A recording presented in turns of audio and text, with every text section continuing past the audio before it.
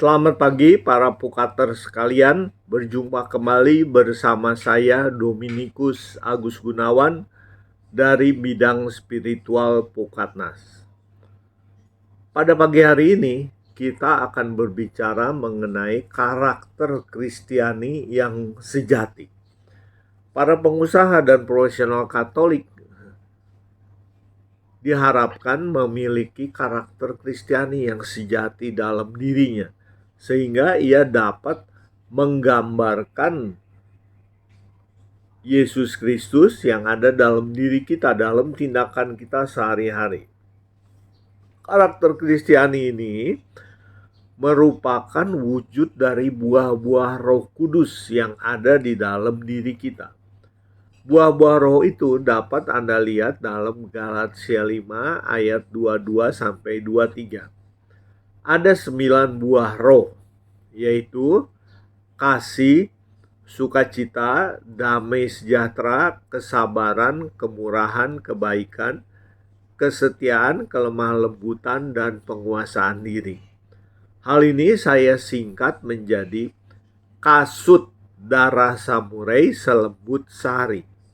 Kasut kasih sukacita, darah damai sejahtera, samurai kesabaran, kemurahan, kebaikan. Kasut darah samurai selembut, kesetiaan, kelemah lembutan. Sari itu adalah penguasaan diri.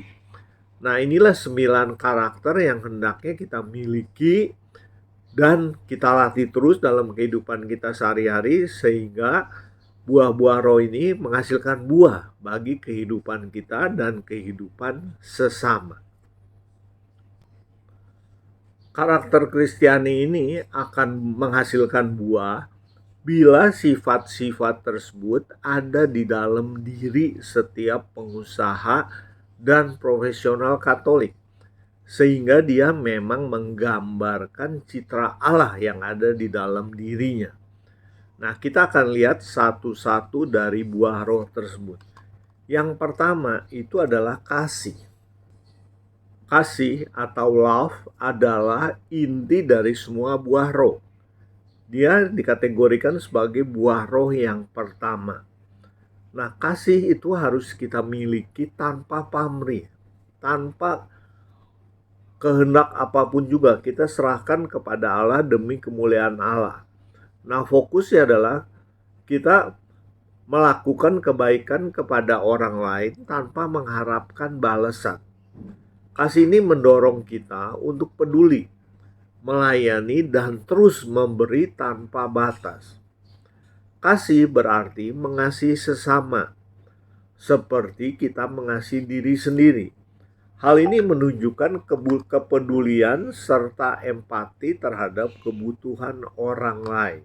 Nah, dalam contoh kasih dalam pekerjaan kita sehari-hari itu kita lakukan kepada semua pelanggan kita. Misalnya seorang perawat yang bekerja sebagai juru rawat di rumah sakit itu perlu merawat pasiennya dengan sepenuh hati. Walaupun si pasien itu menyebalkan, bawel, dan lain sebagainya, kita terus melayani dia seperti melayani Tuhan. Karakter yang kedua itu adalah sukacita atau joy. Sukacita itu adalah kebahagiaan yang datang dari dalam diri kita sendiri, yang tidak tergantung pada faktor eksternal. Sukacita sejati adalah hasil dari hubungan dengan Allah, dengan Tuhan, yang tidak tergoyahkan apapun keadaan yang sedang kita hadapi di dunia ini. Kita perlu selalu bersukacita apapun yang kita alami. Yang ketiga itu adalah damai sejahtera, peace. Damai sejahtera itu berarti ketenangan hidup yang melampaui pengertian manusia. Ini adalah ketenangan yang muncul karena iman kita kepada Tuhan, meskipun kita dalam keadaan tertekan atau dalam keadaan sulit. Misalnya seorang ibu akan tetap tenang dan sabar di tengah masalah keluarga yang menekan, masalah perekonomiannya. Nah, tapi dia tetap berjalan terus dalam kehidupannya dengan penuh damai sejahtera yang berasal dari kepercayaannya kepada Tuhan Allah. Yang keempat itu adalah kesabaran atau patience. Kesabaran adalah kemampuan untuk menanggung penderitaan, kesulitan, ataupun provokasi tanpa keluh kesah atau kehilangan harapan. Ini adalah kemampuan untuk menahan diri dan tetap bersikap tenang bahkan dalam situasi memancing emosi.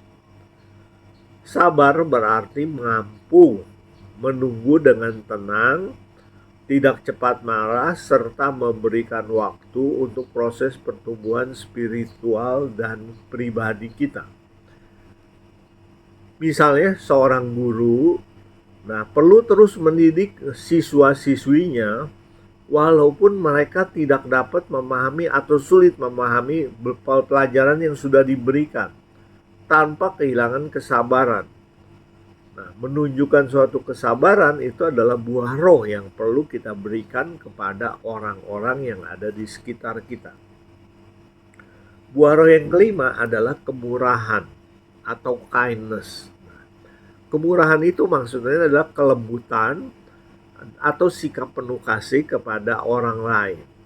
Ini adalah keinginan untuk selalu membantu dan mendukung bahkan kepada mereka yang mungkin tidak berhak untuk mendapatkannya karena mereka terlalu sombong dan sebagainya.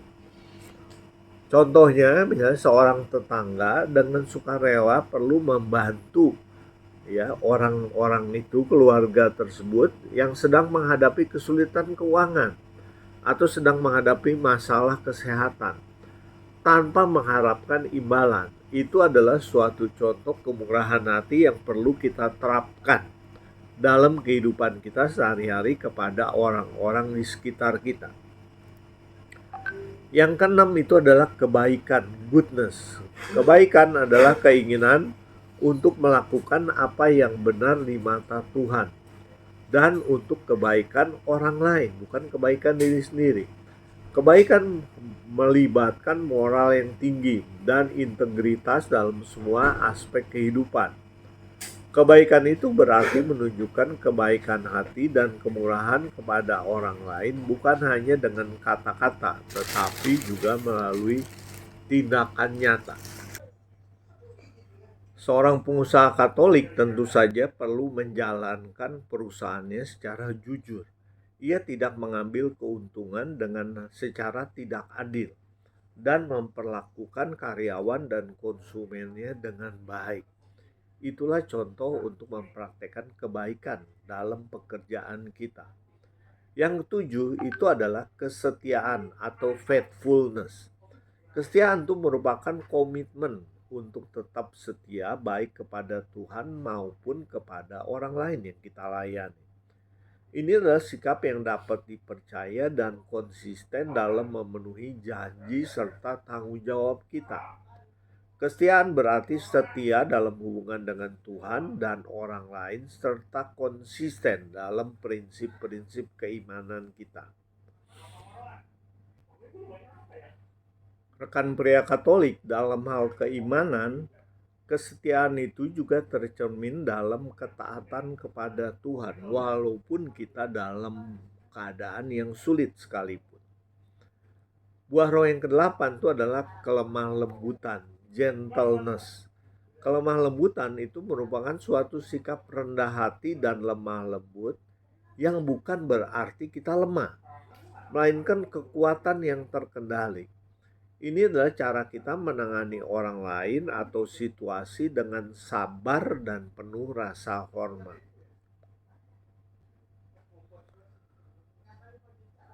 Para pukaters yang sejati itu adalah tidak sombong dan selalu mendengarkan dan menghargai masukan dari bawahan ataupun dari pelanggannya dengan penuh kelemah lembutan.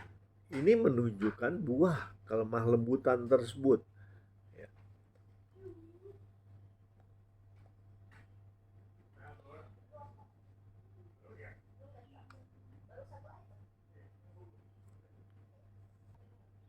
Dan buah roh yang kedelapan itu adalah penguasaan diri, self control. Hal ini merupakan kemampuan untuk mengendalikan diri dalam menghadapi godaan ataupun dorongan emosional. Hal ini mencakup disiplin diri dalam setiap aspek kehidupan, baik dalam pikiran, perkataan, maupun tindakan. Pengendalian diri berarti kita mampu mengendalikan emosi dan keinginan pribadi, serta membuat keputusan yang bijak sesuai dengan ajaran Kristus. Pengusaha yang bisa mengendalikan diri itu dia tidak akan marah walaupun pelanggan yang dilayaninya itu ngeyel dan menyebalkan. Nah, itu adalah tugas kita sebagai pengusaha dan profesional Katolik yang sejati. Para pukater sekalian, memang tidak mudah untuk menjadi pengusaha ataupun profesional yang sejati, ya. Hal ini membutuhkan keberanian, berani dalam iman dan tindakan meskipun menghadapi tantangan dan penolakan. Kedua, rela memberi pengampunan kepada pelanggan, kepada anak buah yang telah melakukan kesalahan dalam tindakannya.